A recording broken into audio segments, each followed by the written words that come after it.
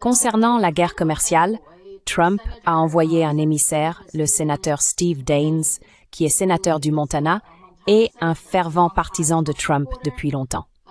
Il a également vécu en Chine, à ma connaissance, pendant plusieurs années, donc il connaît bien la Chine, et il était récemment à Pékin. Maintenant, je n'ai pas l'impression qu'il ait accompli grand-chose à part visiter, se familiariser avec les gens là-bas et, en quelque sorte, commencer. Est-ce aussi votre impression de voyage?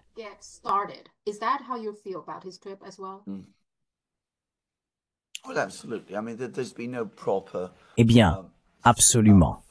Je veux dire, il n'y a pas eu de communication bien réfléchie entre le gouvernement américain et le gouvernement chinois.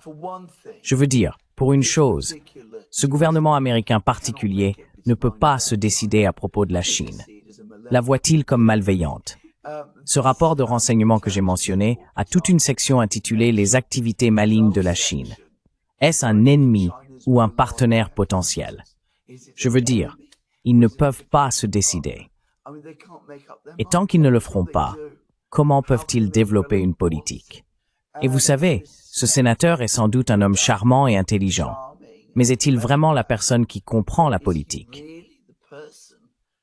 Tous ces problèmes dont nous avons parlé si longuement dans ce programme, j'en doute.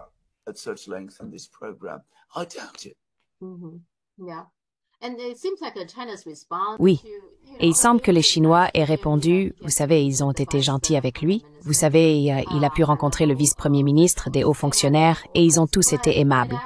Mais juste après son départ, Li Qiang, le premier ministre, a signé une loi sur les sanctions anti-étrangères, qui est la réponse de la Chine, en disant que si vous, un individu ou une entreprise, suivez l'ordre de nous sanctionner, notre entreprise et nos intérêts, nous allons vous punir.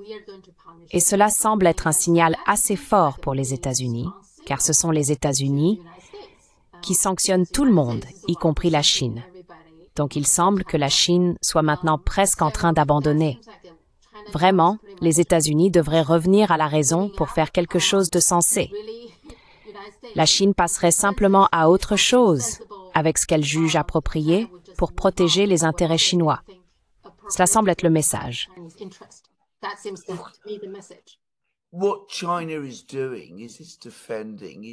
Ce que fait la Chine, c'est défendre sa souveraineté économique. Ce que quiconque ayant une connaissance, même minime, de l'histoire chinoise et du tempérament du pays saurait qu'elle était destinée à faire.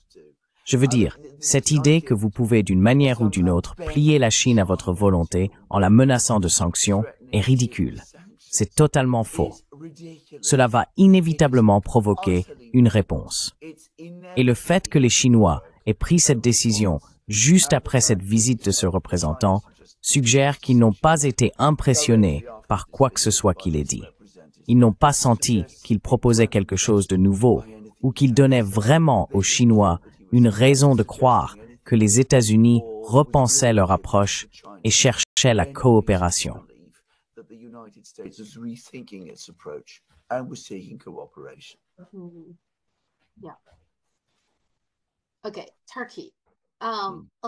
D'accord. La Turquie. Beaucoup de choses se passent là-bas en Turquie. Erdogan semble être dans une situation très particulière car sur le plan intérieur, il y a beaucoup de manifestations et les gens ne sont pas satisfaits de la façon dont il a traité son opposant politique, n'est-ce pas? Et aussi en même temps, en Syrie, le HTS, soutenu par la Turquie, est attaqué à la fois par Israël et par les armées de l'ancien gouvernement. Et j'ai lu ce matin que même le Hezbollah a aidé à attaquer les intérêts du HTS, etc. Donc cela ne peut pas être une bonne situation pour la Turquie. Pouvez-vous expliquer ce qui se passe et quelle est la situation d'Erdogan maintenant?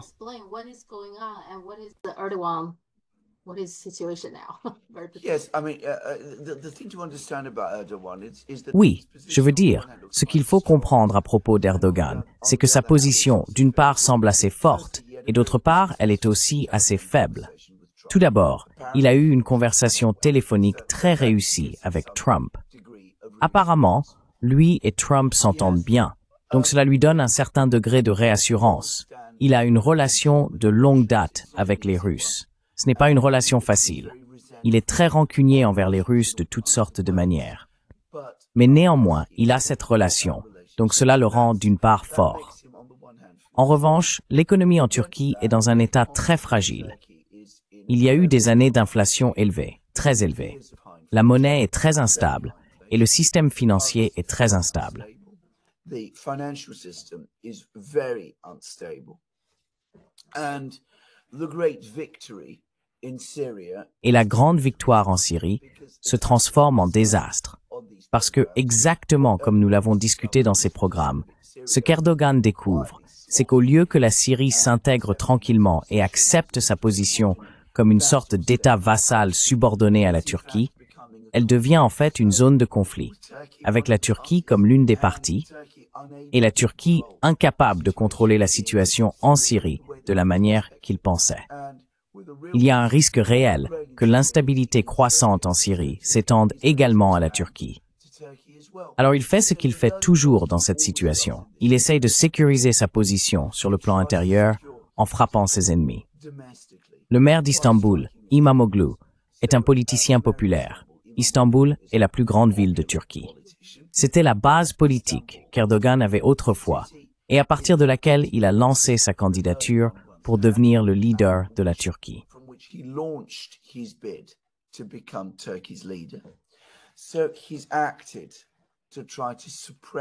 Il a donc agi pour essayer de réprimer ce défi potentiel, même s'il pense que d'une part, il peut s'en tirer parce qu'il a tout ce soutien international, mais d'autre part, que la position en dessous de lui devient moins stable et plus fragile. Il a donc pris cette mesure extraordinaire. Cela montre d'ailleurs à quel point il a peu de considération pour la politique, la démocratie et l'état de droit et toutes ces choses.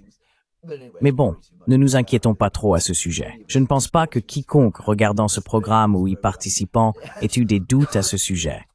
Mais bon, c'est ce qu'Erdogan pense, qu'il doit stabiliser au moins sa propre position tant qu'il le peut encore. Bien sûr, cela a provoqué des manifestations. Il calcule probablement qu'il peut les surmonter. Nous verrons s'il a raison.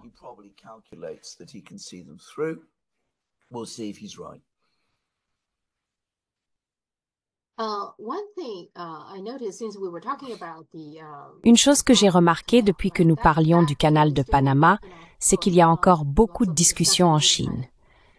En attendant, il se passe quelque chose.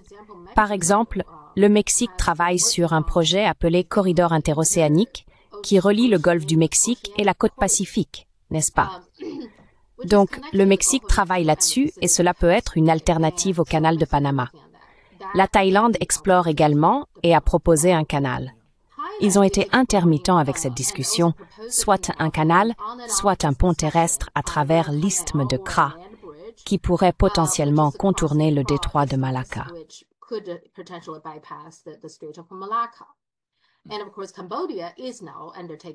Et bien sûr, le Cambodge entreprend actuellement un grand projet d'infrastructure. Ils construisent un canal techno-Funan, qui peut aider la Chine à ouvrir une nouvelle voie vers l'océan. Au milieu de tout cela, la Chine et la Russie ont intensifié leur coopération pour travailler sur une route maritime du Nord, ce qui en fait le passage maritime le plus court reliant l'Atlantique et le Pacifique à travers l'Arctique. Maintenant, avec tout cela, peut-on dire qu'un système de navigation alternatif est en train de se former?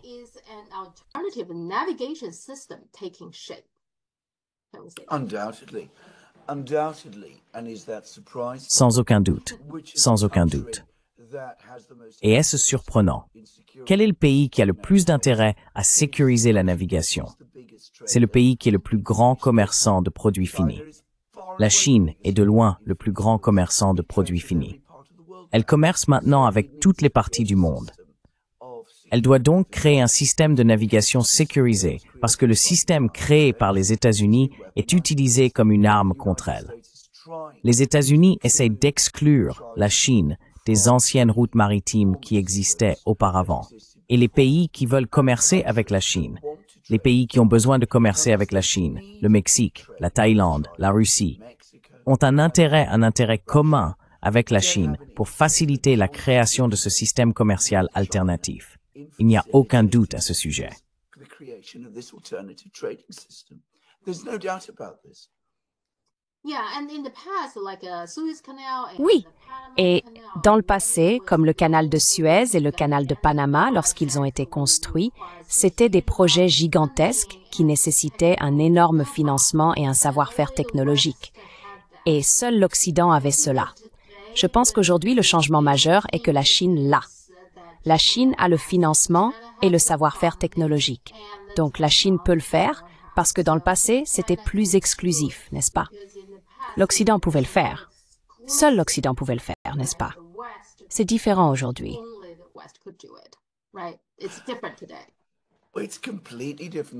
C'est complètement différent aujourd'hui, parce que la Chine peut le faire. Ce n'est pas seulement que l'Occident n'a plus le monopole pour le faire comme autrefois. Il est discutable de savoir si l'Occident peut encore le faire. Je veux dire, bien sûr, les Américains ont construit le canal de Panama, et ils l'ont fait brillamment d'ailleurs, il y a plus de 100 ans.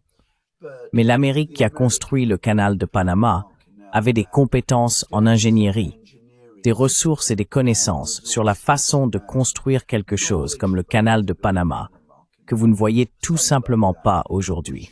Gardez à l'esprit, il y a seulement quelques mois, il y avait ce quai qui a été créé à Gaza et la mer l'a emporté.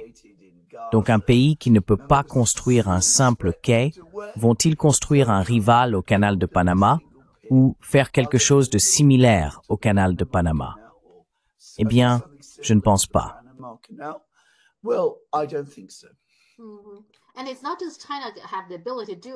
Et ce n'est pas seulement que la Chine a la capacité de le faire. Je pense que les pays regardent aussi ces canaux et ces détroits. Ils sont tous très rentables, n'est-ce pas? Il est lucratif pour un pays d'avoir ces routes commerciales très importantes, n'est-ce pas? Donc ils veulent en faire partie aussi. Ils se disent d'accord, pourquoi ne pourrions-nous pas construire un pont terrestre ou un canal ou autre chose afin que nous puissions aussi gagner de l'argent et entrer dans tout cela? Il y a donc aussi des incitations.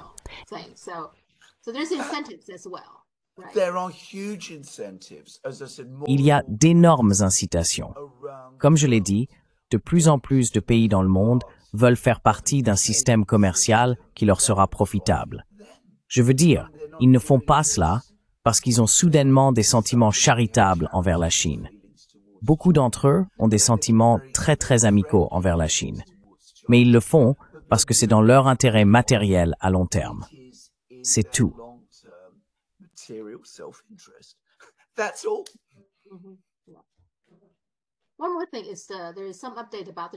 Une autre chose, il y a une mise à jour sur la guerre des puces, n'est-ce pas?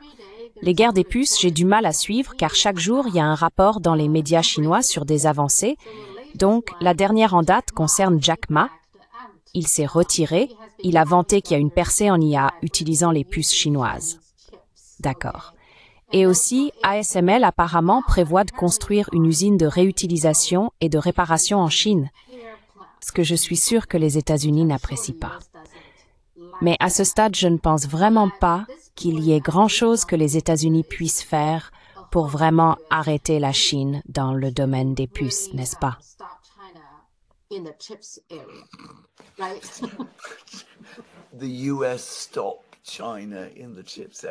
Les États-Unis ont arrêté la Chine dans le domaine des puces. Je veux dire, encore une fois, absolument. Je veux dire, c'est comme ça que certaines personnes en Amérique pensaient, comment les gens de Biden pensaient. Mais je veux dire, l'ensemble de la situation, encore une fois, a toujours eu pour moi une qualité fantastique. Le pays qui fabrique plus de puces que tous les autres pays de loin ne peut pas fabriquer de puces avancées. Je veux dire, c'est juste stupide. Je veux dire, quiconque comprend l'économie industrielle sait que le plus grand avantage est l'échelle. Je veux dire le fait que la Chine fabrique autant de puces, qu'elle ait tant d'industries, qu'elle ait des chaînes logistiques si avancées. Le fait que ces universités produisent tant de diplômés en STEM, plus, je crois, que l'ensemble de l'Occident collectif réuni d'ailleurs. J'avais une comparaison.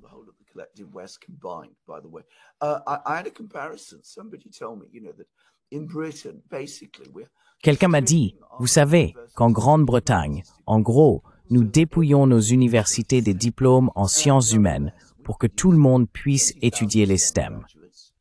Et pourtant, nous produisons 20 000 diplômés en STEM, tandis que la Chine en produit plus d'1/4 million chaque année. C'est l'ampleur de la différence. Et l'autre chose, c'est que ce sont des personnes très éduquées, très motivées, bien formées. Vous allez recevoir au moins aussi bonne une éducation en STEM dans une université chinoise que dans n'importe quelle université occidentale. Autrefois, vous savez, les étudiants chinois devaient venir à Cambridge pour apprendre les mathématiques. Tout cela est bien loin dans le passé. Quoi qu'il en soit, pensez que ce pays qui dispose de toutes ses ressources, intellectuelles et humaines, industrielles et logistiques, technologiques, ne peut pas produire de puces avancées est tout simplement stupide. Je veux dire, cela montre juste un échec fondamental à comprendre les réalités économiques de base et d'ailleurs humaines. Basic economic and, by the way, human realities.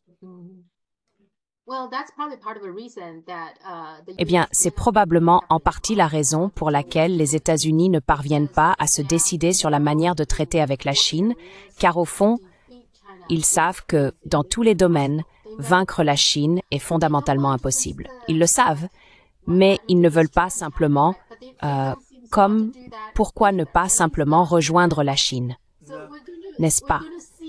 Mais ils ne semblent pas vouloir faire cela non plus, du moins pas pour l'instant. Donc, nous allons voir ce va-et-vient, va-et-vient. Oui, n'est-ce pas, n'est-ce pas? C'est une partie du problème que les États-Unis ont maintenant.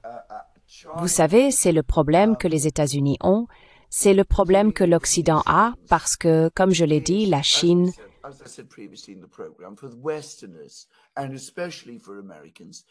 Faire toutes ces choses est, comme je l'ai dit précédemment dans le programme, pour les Occidentaux et surtout pour les Américains. Mais dans une certaine mesure, pour tous les Occidentaux, cela viole leur compréhension de ce qu'est l'ordre naturel. Ils sont au sommet. Tout le monde est en dessous d'eux. Peut-être que la Chine n'est pas tout en bas. D'autres personnes, des personnes à la peau plus foncée le sont. Mais néanmoins, elles ne peuvent pas être au même niveau que nous. C'est impossible. Nous ne pouvons pas accepter cela. Eh bien, un jour, nous devrons l'accepter, car cela va arriver. Et vous savez, ce qui est totalement frustrant, c'est que ce n'est pas un problème.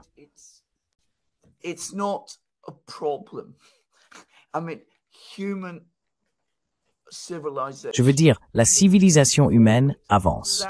C'est ça l'essentiel. Le fait que la Chine la fasse avancer, c'est formidable. C'est le fait, si que la Chine réalise toutes ces grandes choses, qu'elle fait des percées dans les technologies, qu'elle fait fonctionner correctement les voitures électriques, qu'elle va produire les meilleurs moteurs à réaction et tout cela. C'est bon pour toute l'humanité. Si nous pouvions juste voir cela, nous ne verrions pas la menace là-bas. Nous verrions l'opportunité et nous verrions le bénéfice. Et nous verrions aussi que ce n'est pas seulement une bonne opportunité et bénéfique pour nous. Nous verrions que c'est objectivement bon.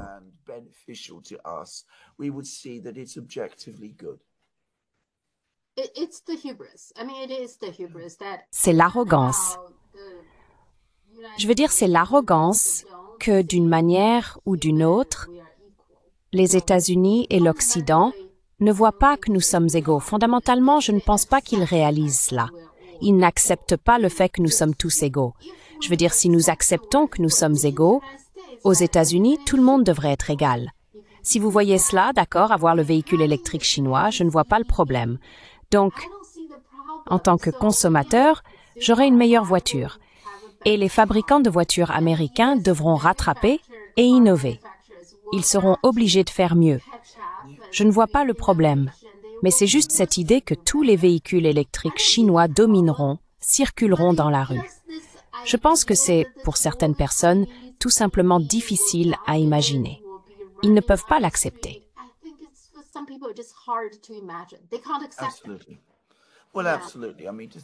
Absolument. Eh bien, absolument. Je veux dire, pensez que Chrysler, et vous savez, General Motors et BMW et Mercedes et Fiat ne sont plus les principaux fabricants de voitures, qu'on préfère une voiture de BYD à une BMW. C'est encore quelque chose, comme je l'ai dit, que les Occidentaux ne peuvent tout simplement pas comprendre. Oui, fondamentalement, c'est un problème. Je le remarque.